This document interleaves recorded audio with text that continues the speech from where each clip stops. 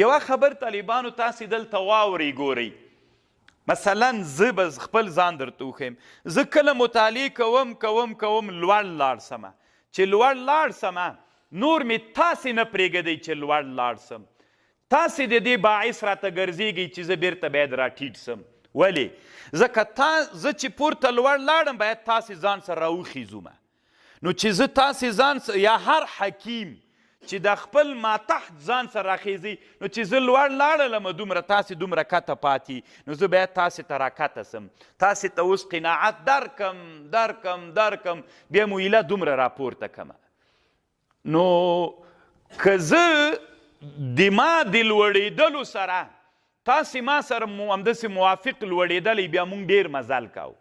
خو د موږ د مزل د تیز مزل مانع چې د دې تاسې سردابي ژوند ده ځکه چې زه یې ورې لوړ لاړلم بیا مجبور یم بیا تاسې ته راکته سمه او دومره ډېره زمانه له تاسې سره تېره کم چې په تاسې کې ثم ان هؤلاء الذين عرفوا هذا رجعوا الى السرداب زه خو تللی ومه بیرته سرداب ته راغللم وبث الفکرة فیهم هغه لوړ د حقیقي دنیا فکر بیرته تاسې ته راوړم نو هغه تاسې کې ټیټ کمه تر څو چې په تاسې منم کلونه میاشتې تېرې وي بیا مو لږ فکر در واچوم چې خیر دی ورې خو راوځئ که نه د سرداب له ژوند نه بیا الهی لږ ومنئ پاس راوخیزئ نو چې ترجیږي چې دا زه تللی یم چې تاسې تر څو رارسوم کلونه ورباندې تېر وي زه له مزل نه چا بند کړی ومه تاسې دا یاد ساتئ طالبانو د علماو ډېر د علم مخنیوی چې کیږي طالبانو هغه د سردابي ژوند انسانان کوي ځکه که زه لوړ لاړ سمه خبرې خو باید زه چې کومې علمي خبرې کوم نو هغه باید خلکو ته وکم که یې ونه کم زه چې یو څه علمي مطالعه وکم یا بل عالم یې وکړي نو خبرې به د رعیت ته کوي که به یې نه کوي نو چې رعیت ته دا فکر وروانه چې رعیت خبرې نه ورسره مني چې نه یې مني نو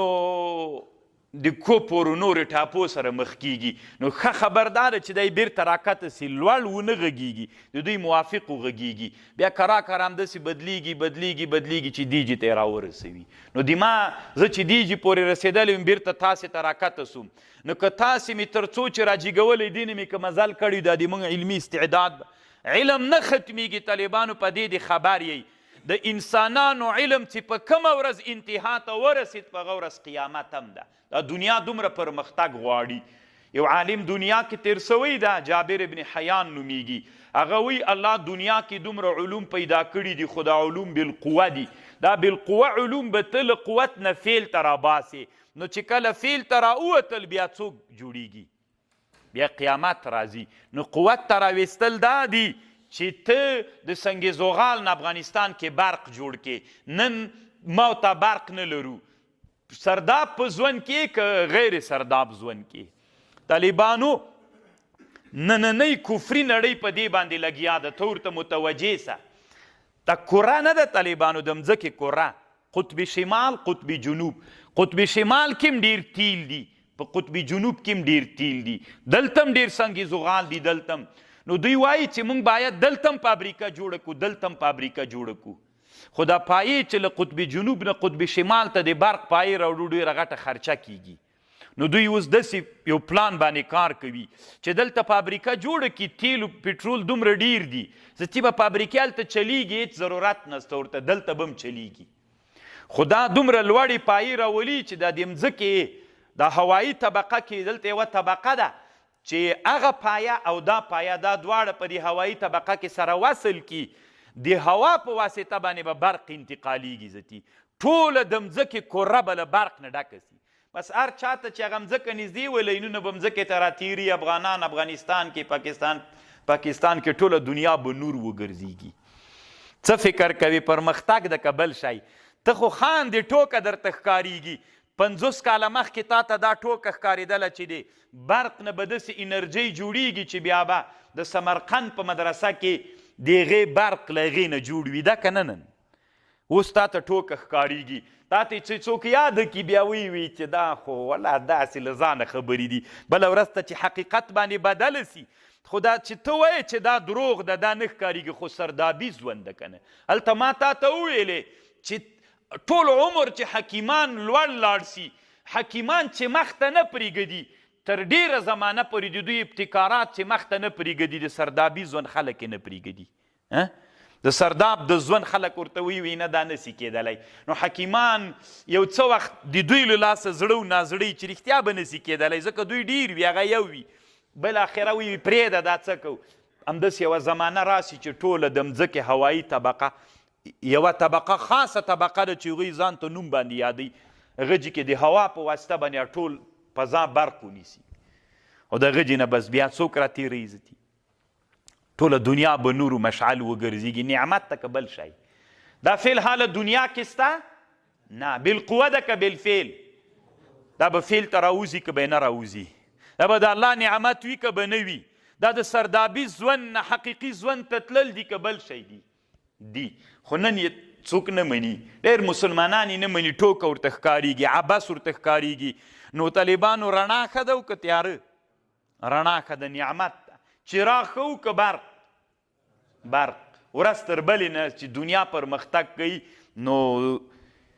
وشتد نو کوره چې کله دوی راغلل دا حقیقي دنیا والا حقیقي ژوند ته چې تللي ول، اوس چې د سرداب ژوند ته راسي، رجعوا الى السرداب وبثوا الفکرة فیهم واشتد بینهم الجدل والصراع، د دوی په مابین کې مجادلې سي، غیږې نیول سي. هغه ورته وایي چې تاسې د پلارو د نیکه له دین نه ووتلی، پلارو د نیکه دین خو دا و چې په سرداب کې اوسېدل، هغوی ورته وایي دا لیوني یې، دې سره دین نه بدلیږي. که ته حقیقي ژوند ته راوځې د دنیا سر ته، له دې سره کله دین بدلیږي؟ هلته لا ښه دین عملي کیږي. اوس رښتیا وایي سرداب کې به دین ښه عملي سي که په حقیقي دنیا کې؟ هلته اوبه نه وي، هلته ښه تشناپونه نه وي، هلته ښې غسلخانې نه وي، هلته نعمتونه نه وي. په دغه ژوند کې د الله قدرتونه پیژندل کیږي، الله پیژندل کیږي. ایمان د مقلد معتبر نه ده. ګوري امام ابوالحسن اشعري وایي تقلیدي، یعنی کم ایمان ډیر معتبر ده؟ وروسته کتاب الایمان کې بحث کوو. هغه ایمان ډیر ښه ده چې ایمان استدلالي وي. که هغه ایمان ښه ده، بس ما داسې ایمان راوړی که مور و پلار غوندې مې، لکه د کوچي ایمان. د کوچي ایمان خو بس مور و پلار مې چې ایمان زه هم هغسې ایمان لرم. یو سړی د عالم ده، هغه دلایل راټول کړل، له دلایلو نه یې وروسته ایمان راوړ. کوم ایمان معتبر ده؟ استدلالي که تقلیدي؟ امام ابوالحسن اشعري بیخي ایمان تقلیدي معتبر نه بلی وي، دا بیخي ایمان ده نه. دا اوس مثلا طالبانو سره یو زنداني و که نه، جبریل عمر چې نومیږي، تومیټویټکس، دا طالبانو ایمان استدلالي ده. طالبانو سره زندان کې وخت تیر کړ، د امریکې د پوهنتون استاذ و،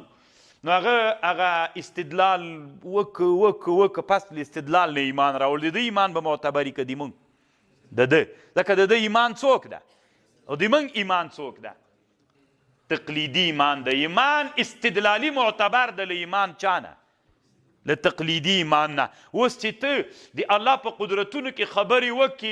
وکې د الله د قدرتونو نه استدلال وکې، دا به څومره قوي ایمان وي. نو دا د سرداب په ژوند کې ده که په حقیقي ژوند کې؟